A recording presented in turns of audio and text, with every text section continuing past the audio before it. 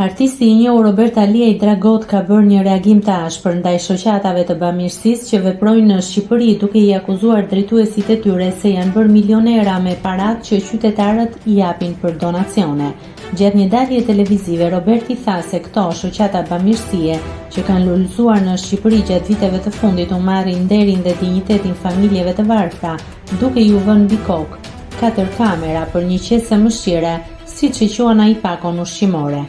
Këta bamirësit shqiptar që janë gjëja më në lëtyrë që ka shpikur ky 20 vjeçar i fundit, shkojnë dhe bëhen milioner duke shfrytzuar donacionet dhe duke çuar nga një qese mëshire në disa shtëpi. Një qese kaq e vogël, nuk ka gjë më të ndyrë më imorale në botë, edhe e bën një gjoja bamirës. Nëse do bamirësi ti e bën në mënyrë më individuale. Ti shkon vetë edhe e respekton tjetrin, jo ti marrësh erzin dhe ta nxjerrësh një familje varfanjake. Ne jemi krenar si komb dhe nuk kemi qejf të dukemi si varfanjak dhe kemi të drejtë. Pse duhet të dukemi? U shpreh artisti Robert Aliaj. Nëse klikoni mbi butonin subscribe, do t'ju shfaqen të gjitha publikimet tona.